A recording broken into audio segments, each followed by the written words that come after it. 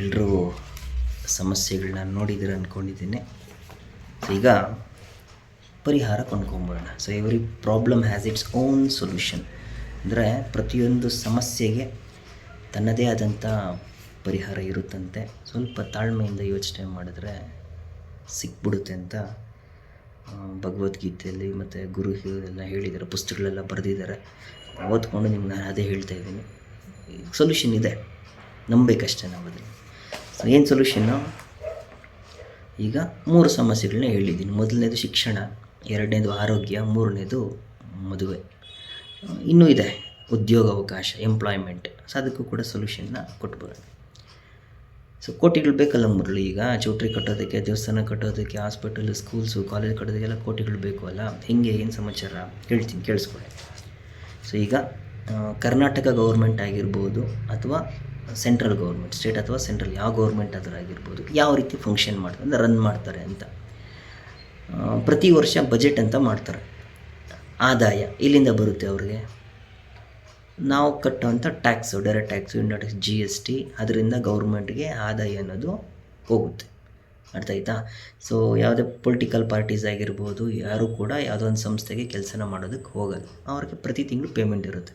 1 ಲಕ್ಷ, 1.5, 2, 2.5, 3 ಈ ರೀತಿ ಪೇಮೆಂಟ್ಗಳನ್ನ ಕೊಡ್ತಾರೆ. ಮತ್ತು ನಮ್ಮ ತಾಯಂದ್ರ ಹಾಕೊಂಡು ಕೂಡ ಪ್ರತಿ ತಿಂಗಳು 2,000 ಸಾವಿರ ರೂಪಾಯಿ ಆ ರೀತಿಯೆಲ್ಲ ಯೋಜನೆ. ಮತ್ತು ಹೆಣ್ಮಕ್ಳಿಗೆ ಇದು 1 ಲಕ್ಷ ಮದುವೆ ಟೈಮ್ಗೆ 1 ಲಕ್ಷ ರೂಪಾಯಿ ಬಾಂಡ್ ಒಂದು ಯೋಜನೆನ ಮಾಡಿದ್ದಾರೆ. ಹೇಗೆ ಮಾಡ್ತಾರೆ ಇವೆಲ್ಲ? ನಾವು ಪೇ ಮಾಡೋ ಅಂಥ ಒಂದು ಟ್ಯಾಕ್ಸ್ ಅಮೌಂಟಿಂದ ಮಾಡ್ತಾರೆ ಅಷ್ಟೇ. ಓಕೆ, ಅವ್ರ ಆಸ್ತಿಗಳನ್ನ ಮಾರಿ ಯಾರೂ ನಮಗೆ ಅನುಕೂಲ ಮಾಡಿಕೊಡಲ್ಲ. ನಾವು ಪೇ ಮಾಡಿದ ಟ್ಯಾಕ್ಸಿಂದ central government, state government run ಆಗುತ್ತೆ. ಅರ್ಥ ಆಯ್ತಾ? ಅದಕ್ಕೆ ನಾವೇನು ಮಾಡೋಣ, ನಮ್ಮದೇ ಆದಂಥ ಒಂದು ಗೌರ್ಮೆಂಟ್ನ ಸ್ಟಾರ್ಟ್ ಮಾಡ್ಕೊಂಬಿಡೋಣ. ನಮ್ಮೂರಲ್ಲಿ ನಮ್ಮದೇ ಆದಂಥ ಒಂದು ಸರ್ಕಾರನ ರಚನೆ ಮಾಡ್ಕೊಂಬಿಡೋಣ. ಏನದು? NGO ಅಂತ ಕರಿತೀವಿ. ಸಂವಿಧಾನದಲ್ಲಿ ಇದಕ್ಕೆಲ್ಲ ಅವಕಾಶಗಳಿದೆ. ಆಯಿತಾ? ನಾನ್ ಗೌರ್ಮೆಂಟ್ ಆರ್ಗನೈಸೇಷನ್ ಅಂತ. ಏನಿದೆ ನಾನ್ ಗೌರ್ಮೆಂಟ್ ಇದರಲ್ಲಿ profit organisation, not for profit organisation ಅಂತ ಕರೀತಾರೆ. ಸೊ ಪ್ರಾಫಿಟ್ ಆರ್ಗನೈಸೇಷನ್ ಏನಪ್ಪ ಅಂದರೆ, ಪ್ರಾಫಿಟ್ ಅಂದರೆ ಲಾಭ, ಎಲ್ಲರಿಗೂ ಗೊತ್ತಿರೋಂಥದ್ದೇ. ಮೂಲ ಆದೇಶ ಏನಪ್ಪ ಅಂದರೆ, ಆದೇಶ ಅಥವಾ ಉದ್ದೇಶ, ಪ್ರಾಫಿಟ್ ಆರ್ಗನೈಸೇಷನ್ಸ್ನ ಮೂಲ ಉದ್ದೇಶ ಏನಪ್ಪ ಅಂದರೆ ಪ್ರಾಫಿಟ್ ಮಾಡೋಂಥದ್ದು. ಸೊ ಬಿಸ್ನೆಸ್ನ ಮಾಡಿ ಪ್ರಾಫಿಟ್ ಮಾಡೋಂಥದ್ದು ಪ್ರಾಫಿಟ್ ಆರ್ಗನೈಸೇಷನ್ ಮೂಲ ಉದ್ದೇಶ. ನಾಟ್ ಫಾರ್ ಪ್ರಾಫಿಟ್ ಆರ್ಗನೈಸೇಷನ್ ಅಥವಾ ನಾನ್ ಗೌರ್ಮೆಂಟ್ ಆರ್ಗನೈಸೇಷನ್, ಇದ್ರ ಮೂಲ ಉದ್ದೇಶ ಏನಪ್ಪ ಅಂದರೆ ಸರ್ವಿಸ್ನ ಪ್ರೊವೈಡ್ ಮಾಡೋಂಥದ್ದು, ಸಮಾಜಕ್ಕೆ ಸೇವೆನ ಮಾಡೋಂಥದ್ದು ನಾನ್ ಗೌರ್ಮೆಂಟ್ ಆರ್ಗನೈಸೇಷನ್ನ ಉದ್ದೇಶ. ಸೊ ನಾವು ಬಂದಿರೋದು, ಅಥವಾ ನಾನು ನಿಮ್ಮ ಜೊತೆ ಕಮ್ಯುನಿಕೇಟ್ ಮಾಡ್ತಾ ಇರೋದು ಪ್ರಾಫಿಟ್ ಮಾಡೋದಕ್ಕಲ್ಲ. ಸೊ ನಮ್ಮ ಊರಿಗೆ ಬೇಕಾಗಿರೋಂಥ ಒಂದು ವ್ಯವಸ್ಥೆನ ಮಾಡಿಕೊಳ್ಳೋಣ ಅಂತ. ಈಗ ಸೆಂಟ್ರಲ್ ಗೌರ್ಮೆಂಟು, ಸ್ಟೇಟ್ ಗೌರ್ಮೆಂಟ್ ಟ್ಯಾಕ್ಸ್ನ ಕಲೆಕ್ಟ್ ಮಾಡಿಕೊಂಡು ಬೇಕಾಗಿರೋಂಥ ಬಜೆಟ್ನ ಮಾಡ್ಕೊಳ್ತಾರೆ. ಸೊ ನಾವು ಕೂಡ ಅದೇ ರೀತಿ ಒಂದು ಬಜೆಟ್ನ ಮಾಡ್ಕೊಳ್ಳೋಣ ನಮ್ಮೂರಲ್ಲಿ. ಯಾವ ರೀತಿ ಮಾಡ್ಕೊಳ್ಳೋಣ? ಈಗ ನಮ್ಮೂರಲ್ಲಿ ಜನಸಂಖ್ಯೆ ಎಷ್ಟು ಇರುತ್ತಪ್ಪ? ಸೊ ಉದಾಹರಣೆಗೆ ಹೇಳ್ತೀನಿ, 3,000 ಇದೆ ಅಂತ ಇಟ್ಕೊಳ್ಳೋಣ. 3,000 ಜನ ಇದ್ದರೆ ನಮ್ಮೂರಲ್ಲಿ ಅಂತ ಇಟ್ಕೊಳ್ಳೋಣ. ಓಕೆ, ಸೊ ಈಗ ಒಬ್ಬ ವ್ಯಕ್ತಿ ಎಲ್ಲಾದರೂ ಕೆಲ್ಸಕ್ಕೆ ಹೋದರೆ ಒಂದು ದಿನದ ಕೂಲಿ ಎಷ್ಟು ಇರ್ತೈತೆ? ದಿನದ ಕೂಲಿ 400, 450, 500, ಕೆಲವೊಬ್ಬರಿಗೆ 800, 1,000 ರೂಪಾಯಿ ಈ ರೀತಿ. ಯಾವ ಕಾಯಕ ಆಯ್ಕೆ ಮಾಡ್ಕೊಂಡಿರ್ತಾರೆ ಅದಕ್ಕೆ ತಕ್ಕಂಗೆ ಅವ್ರಿಗೆ ಸಂಬಳ ಅದಿರುತ್ತೆ. 500 ರೂಪಾಯಿ ಇಟ್ಕೊಳ್ಳೋಣ ಆ್ಯಾವ್ರೇಜ್. ಸೊ ಒಂದು ದಿನದ ಕೂಲಿ 500 ರೂಪಾಯಿ. 2 ದಿನಕ್ಕೆ ಎಷ್ಟಾಯ್ತದೋ 1,000 ರೂಪಾಯಿ ಆಗುತ್ತೆ. 2 ದಿನದ ಕೂಲಿ 1,000 ರೂಪಾಯಿ. ಸೊ ನಾವೇನು ಮಾಡೋಣ, ಪ್ರತಿ ತಿಂಗಳು 1,000 ರೂಪಾಯಿ ಕಲೆಕ್ಟ್ ಮಾಡ್ಕೊಳ್ಳೋಣ. ಅರ್ಥ ಆಯ್ತಾ? ಸೊ ಕಲೆಕ್ಟ್ ಮಾಡ್ಕೊಂಡು ಹಿಂಗೇನು ಕಲೆಕ್ಟ್ ಮಾಡ್ಕೊಂಡು, ಉದಾಹರಣೆಗೆ ಹೇಳ್ತಾ ಇದ್ದೀನಿ ಅಷ್ಟೇ. ಇದು ಸರಿನೋ ತಪ್ಪೋ, ಆಗುತ್ತೋ ಬಿಡುತ್ತೋ ನನಗೆ ಗೊತ್ತಿಲ್ಲ, ಉದಾಹರಣೆ ನಿಮ್ಮ ಮುಂದೆ ಹೇಳ್ತಾ ಇದ್ದೀನಿ ನಾನು. ಸೊ ಪ್ರತಿ ತಿಂಗಳು 1,000 ರೂಪಾಯಿ 3,000 ಜನಸಂಖ್ಯೆ ಇದೆ. ಪ್ರತಿ ತಿಂಗಳು 1,000 ರೂಪಾಯಿ ಅಂದರೆ ಒಂದು ತಿಂಗಳಿಗೆ ನಮಗೆ ಸಿಗೋವಂಥ ಒಂದು ಫಂಡು 30 ಲಕ್ಷ ರೂಪಾಯಿ. ಒಂದು ತಿಂಗಳಿಗೆ ಫಂಡ್ ಅಂದರೆ ನಮ್ಮ ಸರ್ಕಾರಕ್ಕೆ, ಅಂದರೆ NGO, ನಮ್ಮ ಗಟ್ಟಳ್ಳಿ NGOಗೆ ಸಿಗುವಂಥ ಒಂದು ಫಂಡು 30 ಲಕ್ಷ ರೂಪಾಯಿ. ಮಲ್ಟಿಪ್ಲೈ ಬೈ 12 ಅಂದರೆ ಒಂದು ವರ್ಷಕ್ಕೆ 12 ತಿಂಗಳಿಗೆ ಎಷ್ಟಾಗುತ್ತೆ? ಅದು 3,60,00,000 ರೂಪಾಯಿ ಆಗುತ್ತೆ. ನಮ್ಮ ಗಟ್ಟಳ್ಳಿ ಬಜೆಟ್ 3,60,00,000 ರೂಪಾಯಿ ಆಗುತ್ತೆ ಒಂದು ವರ್ಷಕ್ಕೆ. ಅರ್ಥ ಆಯ್ತಾ? ಈ 3,60,00,000 ಏನು ಮಾಡ್ಬೋದು ನಾವು? ನಮ್ಮ ಗ್ರಾಮದ ಹೆಣ್ಮಕ್ಳಿಗೆ, ಯಾವ ಗ್ರಾಮ? ಗಟ್ಟಳ್ಳಿ ಗ್ರಾಮದ ಹೆಣ್ಮಕ್ಳಿಗೆ ಮದುವೆ ಟೈಮಲ್ಲಿ 5 ಲಕ್ಷ ರೂಪಾಯಿ ಕೊಡೋಕ್ಕಾಗುತ್ತಾ? ಇಲ್ಲ. 100% ನಾವೇನು ಮಾಡ್ಬೋದು, ಆ ಹೆಣ್ಮಗುಗೆ 5 ಲಕ್ಷ ರೂಪಾಯಿ ಫಿಕ್ಸ್ಡ್ ಡೆಪಾಸಿಟ್ನ ಮಾಡ್ಬೋದು. ಒಂದು ವರ್ಷಕ್ಕೆ 10 ಮದುವೆ ಆಗ್ಬೋದಾ? 10 ಮದುವೆ ಆದರೆ ಎಷ್ಟು ಖರ್ಚಾಗುತ್ತೆ? ಒಂದು ಹೆಣ್ಮಗುಗೆ 5 ಲಕ್ಷ ಅಂದರೆ 10 ಹೆಣ್ಮಕ್ಳಿಗೆ 50 ಲಕ್ಷ ರೂಪಾಯಿ ಖರ್ಚಾಗುತ್ತೆ. ಕೊಡೋಕ್ಕಾಗುತ್ತಾ? ಇಲ್ಲ. 100% ಕೊಡ್ಬೋದು. ಸೊ ನಮ್ಮ ಗ್ರಾಮದ ಮಕ್ಕಳು, ಸೊ ಯಾರು MBBS ಮಾಡ್ಬೇಕು ಅಂದ್ಕೊಂಡಿದ್ದಾರೋ, ಇಂಜಿನಿಯರಿಂಗ್ ಮಾಡ್ಬೇಕು ಅಂದ್ಕೊಂಡಿದ್ದಾರೋ, ಇದು LLB ಮಾಡ್ಬೇಕು ಅಂದ್ಕೊಂಡಿದ್ದಾರೋ, IAS ಪ್ರಿಪ್ರೇಷನ್, IPS ಪ್ರಿಪ್ರೇಷನ್ ಮಾಡ್ಕೋಬೇಕು ಅಂದ್ಕೊಂಡಿದ್ದಾರೋ, ಸೊ ಅಂಥವ್ರಿಗೆ ಏನಾದರೂ ಬೇಕು ಅಂದರೆ, ಅಮೌಂಟ್ ಏನಾದರೂ ಅವಶ್ಯಕತೆ ಇದ್ದು ಅಂದರೆ 5ರಿಂದ 10 ಲಕ್ಷ ರೂಪಾಯಿ ನಮ್ಮ ಕೈಯಲ್ಲಿ ಕೊಡೋಕ್ಕಾಗುತ್ತೆ? ಇಲ್ಲ. ಸೊ ನಮ್ಮ ನಾನ್ ಗೌರ್ಮೆಂಟ್ ಆರ್ಗನೈಸೇಷನಿಂದ ಧಾರಾಳವಾಗಿ, ಏನು 5 ಜನ ರೆಡಿ ಆಗ್ತಾರಾ? 5 ಜನ ಅಡ್ಮಿಷನ್ ರೆಡಿ ಆಗಿರೋದು 10 ಲಕ್ಷ ಕೊಟ್ಟರು ಕೂಡ ಅವ್ರಿಗೊಂದು 50 ಲಕ್ಷ ರೂಪಾಯಿ ಖರ್ಚಾಗುತ್ತೆ. ಸೊ 50 ಲಕ್ಷ 10 ಜನ ಹೆಣ್ಮಕ್ಳು ಮದುವೆಗೆ. ಸೊ ಇನ್ನು 10 ಲಕ್ಷ ರೂಪಾಯಿ ಯಾರು ಹೈಯರ್ ಎಜುಕೇಷನ್ ಪಡ್ಕೊಳ್ತಾರೋ, ಸೊ ಅಂಥ ಮಕ್ಕಳಿಗೆ 50 ಲಕ್ಷ ರೂಪಾಯಿ. ಸೊ ಟೋಟಲ್ ಎಷ್ಟಾಯಿತು? 1 ಕೋಟಿ ಖರ್ಚಾಯಿತು. ನಮ್ಮ ಹತ್ರ ಇರೋಂಥ ಬಜೆಟ್ ಎಷ್ಟು? 3,60,00,000 ರೂಪಾಯಿ. ಸೊ ಅದರಲ್ಲಿ 50 ಲಕ್ಷ ಮದುವೆ ನಮ್ಮ ಊರ ಹೆಣ್ಮಕ್ಳು ಮದುವೆಗಾಯಿತು, ಇನ್ನು 50 ಲಕ್ಷ ಎಜುಕೇಷನ್ಗೆ ಕೊಟ್ಟಿದ್ದಾಯಿತು. ಆಯಿತಾ? ಸೊ ಬೇರೆ ಏನು ಮಾಡ್ಬೋದು? 1 ಕೋಟಿ ವೆಚ್ಚದಲ್ಲಿ, ಅಥವಾ ಇನ್ನೂ ಇನ್ ಕೇಸ್ 1 ಕೋಟಿದಲ್ಲಿ ಆಗಲ್ಲ ಅನ್ನೋದಾದರೆ, ಸೊ ನಮ್ಮ ಊರಿಗೆ ಒಂದು ವರ್ಷ ಟೈಮಲ್ಲಿ ಒಂದು ಅಥವಾ ಎರಡು ಆ್ಯಂಬುಲೆನ್ಸ್ನ ಖರೀದಿ ಮಾಡ್ಕೊಳ್ಳೋಕ್ಕಾಗಲ್ಲ ನಮ್ಮ ಕೈಯಲ್ಲೇ ಎಮರ್ಜೆನ್ಸಿಗೆ. ಈಗ ಸದ್ಯಕ್ಕೆ 3,60,00,000 ಹಾಸ್ಪಿಟಲಲ್ಲಿ ಕಟ್ಟೋದಕ್ಕಾಗಲ್ಲ. ಅಟ್ಲೀಸ್ಟ್ ಒಂದು 2 ಆ್ಯಂಬುಲೆನ್ಸ್ನ ಎಮರ್ಜೆನ್ಸಿಗೋಸ್ಕರ ನಮ್ಮೂರು ಖರೀದಿ ಮಾಡ್ಕೊಬೋದಲ್ಲ? ಮಾಡ್ಕೊಬೋದು, ಏನು ತೊಂದರೆ ಇಲ್ಲ. ಸೊ ಅದಕ್ಕೊಂದು 20ರಿಂದ 30 ಲಕ್ಷ ಆಗುತ್ತಾ? ಅದಕ್ಕೊಂದು 30 ಲಕ್ಷ ಎತ್ತಿಡೋಣ. ಆಮೇಲೆ 1 ಕೋಟಿ ವೆಚ್ಚದಲ್ಲಿ ಫ್ರೀ ಮೆಡಿಸಿನ್ಸ್, ಒಂದು ಮೆಡಿಕಲ್ನ ಸೆಟಪ್ ಮಾಡಿ, ಸೊ ಏನೆಲ್ಲ ಔಷಧಿಗಳ ಅವಶ್ಯಕತೆ ಇದೆಯೋ, ಸೊ ಔಷಧಿಗಳನ್ನ ನಾವು ಖರೀದಿ ಮಾಡಿ, ಬೇರೆ ಪ್ರೈವೇಟವ್ರ ಕಡೆಯಿಂದ ಖರೀದಿ ಮಾಡಿ, ನಮ್ಮ ಗ್ರಾಮದ ತಂದೆ ತಾಯಂದ್ರಿಗಾಗಿರ್ಬೋದು, ತಾತ ಅಜ್ಜಿರ್ಗಾಗಿರ್ಬೋದು, ಫ್ರೀಯಾಗಿ ಡಿಸ್ಟ್ರಿಬ್ಯೂಟ್ ಮಾಡೋಕ್ಕಾಗುತ್ತಾ? ಆಗಲ್ವಾ? 100% ನಾವೇನು ಮಾಡ್ಬೋದು? ಡಿಸ್ಟ್ರಿಬ್ಯೂಟ್ ಮಾಡ್ಬೋದು, ಏನು ತೊಂದರೆ ಇಲ್ಲ. ಓಕೆ. ಸೊ ಮಕ್ಕಳು ಏನಾದರೂ ವಿದ್ಯಾಭ್ಯಾಸಕ್ಕೆ ಏನಾದರೂ ಸಪ್ರೇಟ್ ಒಂದು ರೂಮ್ ಬೇಕು, ಏನಾದರೂ ಇನ್ನೂ ಅಧ್ಯಯನ ಮಾಡೋದಕ್ಕೆ ಅಂತ ಅವಶ್ಯಕತೆ ಇತ್ತು ಅಂದಾಗ 10ರಿಂದ 20 ಲಕ್ಷ ವೆಚ್ಚದಲ್ಲೇ ಒಂದು ಲೈಬ್ರರಿನ ಶುರು ಮಾಡ್ಕೊಬೋದು. ನಾವು ಒಂದು ಲೈಬ್ರರಿನ ಸ್ಥಾಪನೆ ಮಾಡ್ಕೊಬೋದು. ಸೊ ಹೆಣ್ಮಕ್ಳು ಮದುವೆಗೂ ಧನ ಸಹಾಯ ಆಯಿತು, ಎಜುಕೇಷನ್ಗೂ ಕೂಡ ನಾವು ಫಂಡ್ ರೈಸ್ ಮಾಡ್ಬೋದು, ಎಮರ್ಜೆನ್ಸಿಗೆ 2 ಆ್ಯಂಬುಲೆನ್ಸ್ ಖರೀದಿ ಮಾಡ್ಕೊಬೋದು, ನಮ್ಮ ಊರಿಗೆ ಒಂದು ಲೈಬ್ರರಿ, ಓಕೆ, ಶೋಧನೆ ಮಾಡ್ಕೊಳ್ಳೋದಕ್ಕೆ, ಮಕ್ಕಳು ಪೀಸ್ಫುಲ್ಲಾಗಿ ಓದ್ಕೊಳ್ಳೋದಕ್ಕೆ, ಬರ್ಕೊಳ್ಳೋದಕ್ಕೆ ಒಂದು ಲೈಬ್ರರಿನ ಸ್ಟಾರ್ಟ್ ಮಾಡ್ಕೊಬೋದು. ಮತ್ತು ಉದ್ಯೋಗ ಅವಕಾಶಗಳು, ಇದು ಸಮಸ್ಯೆ ಅಂತ ಹೇಳಿಲ್ಲ, ಇದೇ ಮೇಜರ್ ಸಮಸ್ಯೆ.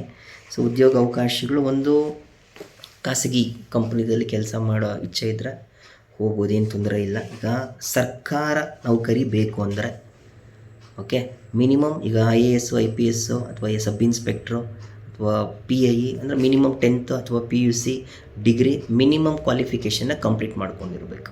ಸೊ ಮಿನಿಮಮ್ ಅಷ್ಟೇ ಬೇಕಾಗಿರೋದು. ಮಿನಿಮಮ್ ಕ್ವಾಲಿಫಿಕೇಷನ್ ಏನಕ್ಕೆ? ಎಕ್ಸಾಮ್ ಬರೆಯೋದಕ್ಕೆ ಎಲಿಜಿಬಿಲಿಟಿ, ಅದು ಅರ್ಥ ಆಯ್ತಾ? ಡಿಗ್ರಿ ಆಗಿದ ತಕ್ಷಣ ಗೌರ್ಮೆಂಟ್ ಕೆಲಸ ಯಾರು ಕೊಡೋಲ್ಲ, ಎಲಿಜಿಬಿಲಿಟಿ ಅಷ್ಟೇ. ಏನಕ್ಕೆ? ಎಕ್ಸಾಮ್ಗೆ ಅಪ್ಲೈ ಮಾಡೋದಕ್ಕೆ.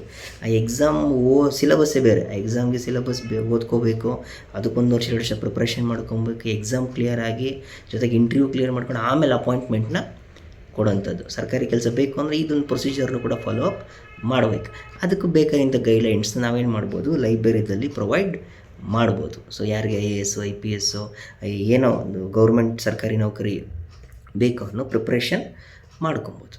ಅರ್ಥ ಆಯ್ತಾ? ಸೊ ಪೊಲೀಸ್ ಆಗಬೇಕು, ಮಿಲ್ಟ್ರಿ ಆಗಬೇಕು, ನಮ್ಮ ಊರ ಮಕ್ಕಳಿಗೆ ಸೊ ಏನು ಟ್ರೈನಿಂಗ್ ಬೇಕೋ ಅವ್ರ ಉದ್ಧಾರಕ್ಕೆ ಅದನ್ನು ನಾವು ಲೈಬ್ರರಿ ಮುಖಾಂತರ ಆಗಿರ್ಬೋದು, ಅಥವಾ ಒಂದು ಟ್ರೈನಿಂಗ್ ಸೆಂಟರ್ ಓಪನ್ ಮಾಡಿ ಪ್ರೊವೈಡ್ ಮಾಡಿ. ಸೊ ಇಂಗ್ಲೀಷ್ ಕಲಿಯಂಗಿದ್ರೆ ಕಲೀಲಿ, ಕಂಪ್ಯೂಟರ್ ಕಲಿಯಂಗಿದ್ರೆ ಕಲೀಲಿ, ಕೋಡಿಂಗ್ ಕಲಿಯಂಗಿದ್ರೆ ಕಲ್ತ್ಕೊಳ್ಳಿ, ಎಲ್ಲ ಕಲಿಯೋದಕ್ಕೆ ಅವಕಾಶಗಳು ನಾವು ಮಾಡ್ಕೊಳ್ಬೋದು ನಮ್ಮ ಮಕ್ಕಳಿಗೆ. ಸೊ ಆಮೇಲೆ ಉದ್ಯೋಗ ಅವಕಾಶಗಳು. ಸೊ ಉದ್ಯೋಗ ಅವಕಾಶ ಯಾವ ರೀತಿ ಮಾಡಿಕೊಡ್ಬೋದು? ಸೊ ನಮ್ಮ ಸರ್ಕಾರದಲ್ಲಿ, ಯಾವ ಸರ್ಕಾರ?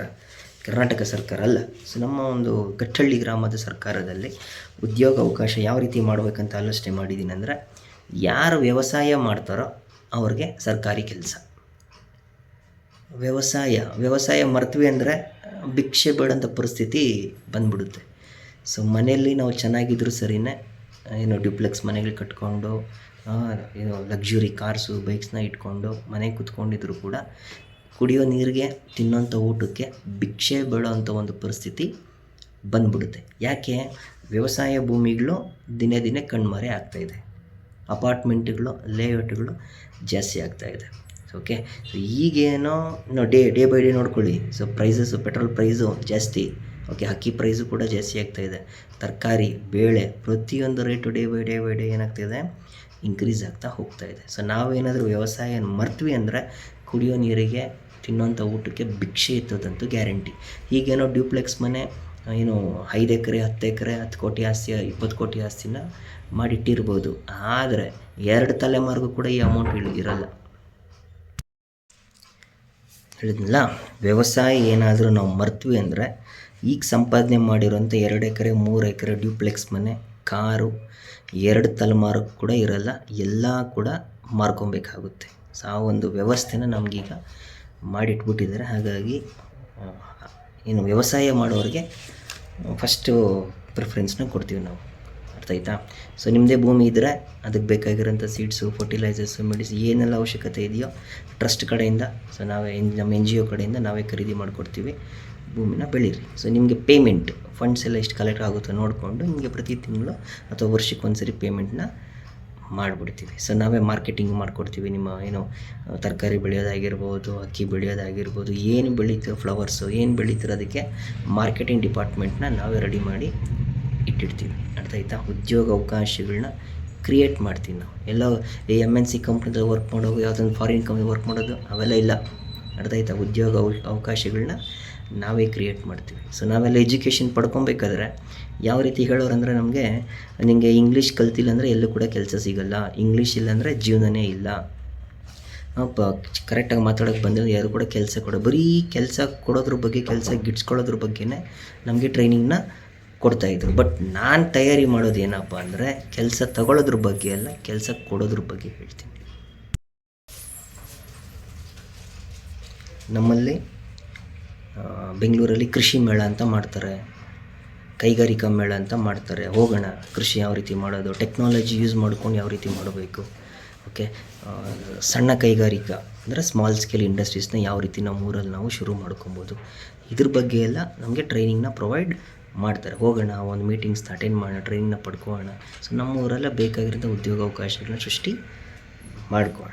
ಇಲ್ಲ ಸರ್, ನಾನು MNC ಕಂಪ್ನಿದೆಲ್ಲ ವರ್ಕ್ ಮಾಡಬೇಕು ಅನ್ನೋರಾದರೆ ನಾನೇ ಟ್ರೈನಿಂಗ್ ಕೊಡ್ತೀನಿ. ಇಂಟರ್ವ್ಯೂ ಯಾವ ರೀತಿ ಫೇಸ್ ಮಾಡಬೇಕು, ಯಾವ ರೀತಿ ಮಾತಾಡಬೇಕು, ಲ್ಯಾಂಗ್ವೇಜ್, ಟೋನು, ಪಿಚ್ಚು ಯಾವ ರೀತಿ ಯೂಸ್ ಮಾಡಬೇಕು, ಅದು ಟ್ರೈನಿಂಗ್ ಕೊಡ್ತೀನಿ. ಕಲ್ತ್ಕೊಳ್ಳಿ, ಹೋಗಿ ಇಂಟರ್ವ್ಯೂ ಅಟೆಂಡ್ ಮಾಡಿ, ವರ್ಕ್ ಮಾಡಿ. ಬಟ್ ಫಸ್ಟ್ ಪ್ರಿಫರೆನ್ಸು ಅಗ್ರಿಕಲ್ಚರ್ಗೆ, 2ನೇ ಪ್ರಿಫರೆನ್ಸು ಆಂಟ್ರಪ್ರಿನರ್ಸ್. ನಾವೇ ಉದ್ಯೋಗ ಅವಕಾಶನ ಕ್ರಿಯೇಟ್ ಮಾಡಬೇಕು. ಲಾಸ್ಟ್ ಆಪ್ಷನ್ನು ಯಾವುದೂ ಇಲ್ಲ ಅಂದರೆ ನಾನೇ ಟ್ರೈನಿಂಗ್ ಕೊಡ್ತೀನಿ, ಹೋಗಿ ಇಂಟರ್ವ್ಯೂ ಅಟೆಂಡ್ ಮಾಡಿ ಯಾವುದೊಂದು ಕಂಪ್ನಿದಲ್ಲಿ ಕೆಲಸನ ಮಾಡಿಕೊಳ್ಳಿ. ಸೊ ಈ ರೀತಿ ನಾವೇನು ಮಾಡ್ಬೋದು, ನಮ್ಮೂರಿಗೆ ಬೇಕಾಗಿರುವಂಥ ನಿಧಿನ ಅಂದರೆ ಫಂಡ್ಸ್ನ ಕಲೆಕ್ಟ್ ಮಾಡಿ ನಮ್ಮ ಮಕ್ಕಳಿಗೆ ಬೇಕಾಗಿರುವಂಥ ಒಂದು ಉದ್ಯೋಗ ಅವಕಾಶ ಆಗಿರ್ಬೋದು, ಅಥವಾ ಎಜುಕೇಷನ್ಗಾಗಿರ್ಬೋದು, ಮದುವೆಗಾಗಿರ್ಬೋದು, ಮತ್ತು ನಮ್ಮ ಶಿವಪ್ಪನಿಗೆ ಒಂದು ದೇವಸ್ಥಾನನ ಕಟ್ಟಿ ಕೊಟ್ಬಿಡ್ಬೋದು. ಓಕೆ, ಇದಿಷ್ಟು ಪರಿಹಾರವನ್ನು ನಾನು ಯೋಚನೆ ಮಾಡಿದ್ದೀನಿ. ತುಂಬ ಥ್ಯಾಂಕ್ಸ್ ಕೇಳಿದ್ದಕ್ಕೆ. ಏನಾದರೂ ತಪ್ಪಿದರೆ ನೀವು ನನಗೆ ತಿಳಿ ಹೇಳಬೇಕು. ಗೊತ್ತು, ಎಲ್ಲ ತುಂಬ ಬ್ಯುಸಿ ಇರ್ತೀರ, ಸೊ ಎಲ್ಲ ಒಂದು ಕಡೆ ಸೇರೋದಕ್ಕಾಗಲ್ಲ. ಝೂಮ್ ಅಪ್ಲಿಕೇಶನ್ ಅಂತ ಇದೆ, ನಾನು ಲಿಂಕ್ ಶೇರ್ ಮಾಡ್ತೀನಿ ಗ್ರೂಪಲ್ಲಿ. ಝೂಮ್ ಅಪ್ಲಿಕೇಶನ್ ಅಂದ್ಬಿಟ್ಟು ಡೌನ್ಲೋಡ್ ಮಾಡ್ಕೊಳ್ಳಿ, ಆ ಲಿಂಕು ಕೂಡ ಶೇರ್ ಮಾಡ್ತೀನಿ.